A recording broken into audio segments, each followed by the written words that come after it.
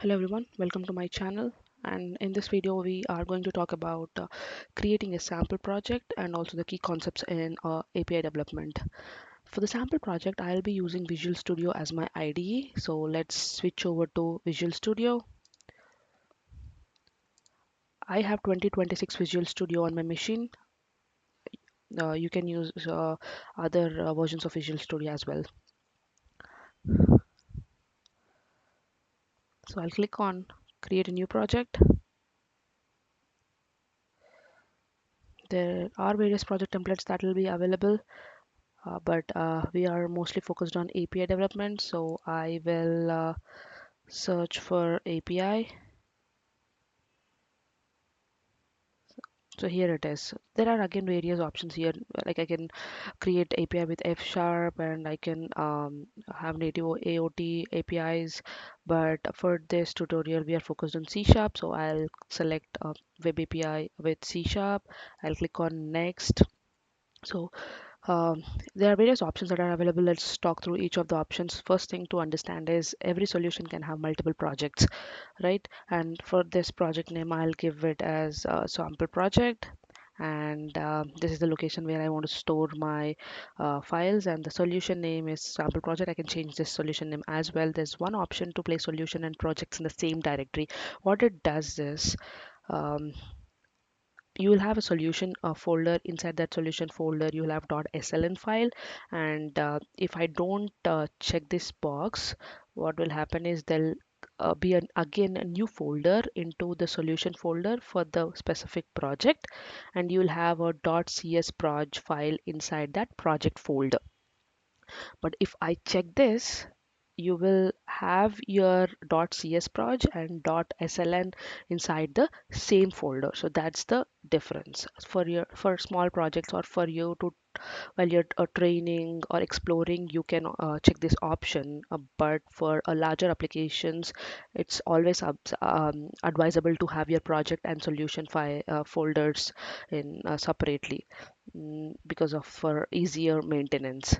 That's about it. And then if I click on next, you will have option to select various .NET frameworks. In my machine right now, only .NET 10 is installed, so I can see only this here.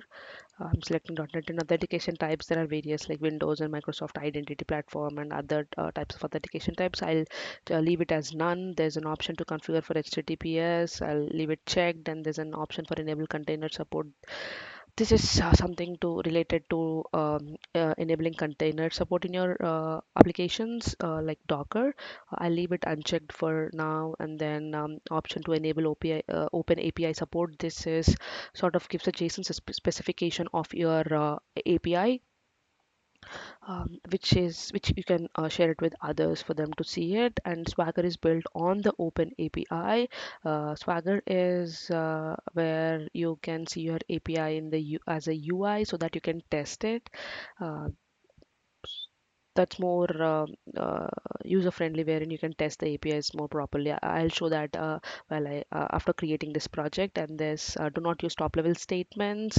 What this states is earlier in earlier versions, we used to have a main method inside my program.cs file. So program.cs is the very core important file of an API, wherein all my service dependencies, middlewares and everything's are registered there. But with the recent versions, we are not having main method. Everything is at the top level. So that's what this mentions. So because this is unchecked by default, it means that I will not have a main method inside my program.cs.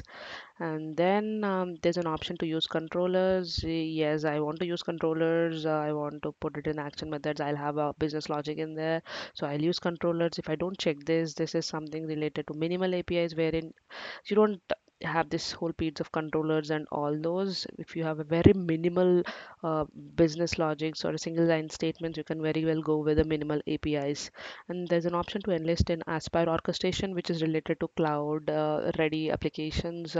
For now, I'm leaving it unchecked, and let's click on create, which gives you a sample project.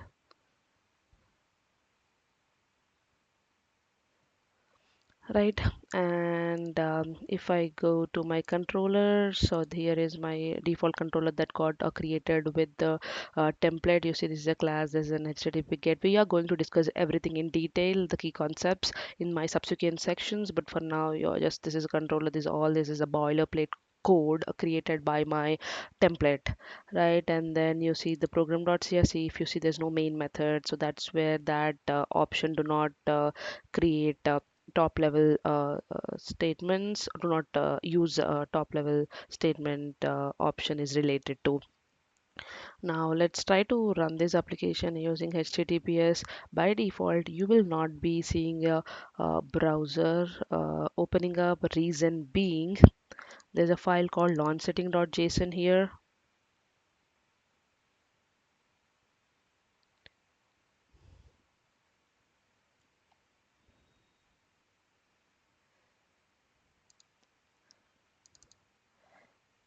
wherein you define how the application should be launched. There's one profile for HTTP, there's another profile for HTTPS. If you see, launch browser is false, so by default this will not open a browser, and even if it does, you'll not see anything for you to test, right? So for that you will have to enable Swagger support. So let's quickly go and try to uh, enable Swagger. For that, it's a NuGet package. You should go into tools and NuGet package manager,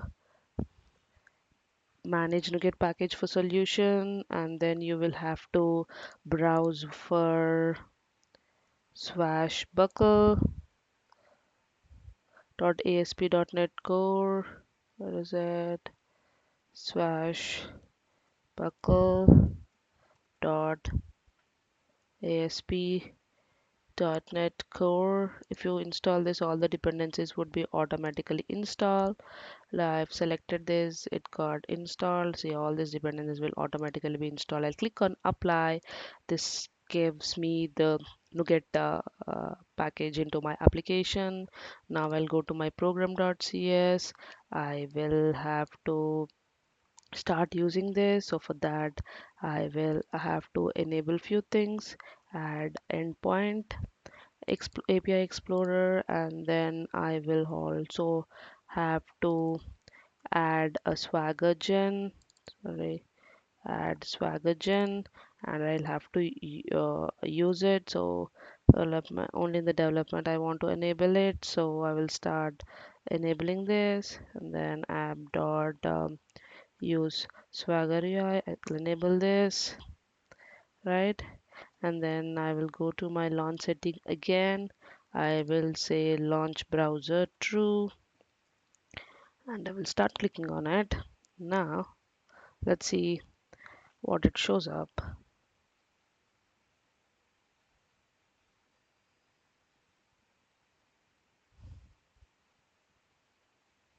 It should open a browser.